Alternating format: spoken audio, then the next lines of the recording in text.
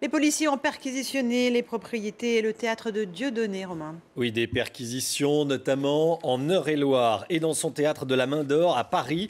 La police enquête sur des soupçons d'organisation frauduleuse d'insolvabilité pour ne pas payer d'impôts ni d'amendes. Dieudonné aurait également caché des centaines de milliers d'euros à l'étranger, au Cameroun en l'occurrence. Et on rejoint Fanny Conqui devant le domicile de Dieudonné en Eure-et-Loire. Fanny, quelles sont vos informations?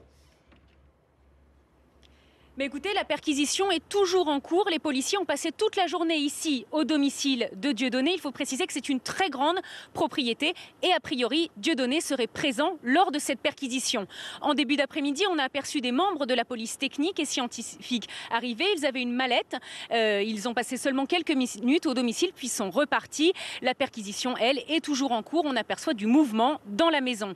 Il faut rappeler qu'une enquête préliminaire a été ouverte par le parquet de Paris pour blanchiment d'argent, pour organisation frauduleuse d'insolvabilité et pour abus de biens sociaux. Les enquêteurs se penchent donc sur le patrimoine de Dieudonné, mais aussi sur les mouvements d'argent sur ses comptes, puisque plusieurs questions se posent, notamment sur l'argent qui a été envoyé au Cameroun depuis 2009, près de 400 000 euros, mais aussi sur le rachat des biens immobiliers qui avaient été saisis par le fisc et qui ont été rachetés par sa femme, et enfin sur les appels aux dons qu'il lance dans ses vidéos sur Internet, des appels aux dons pour rembourser ses amendes. C'est une démarche strictement illégale et pour cela, il risque 6 mois de prison et 45 000 euros d'amende.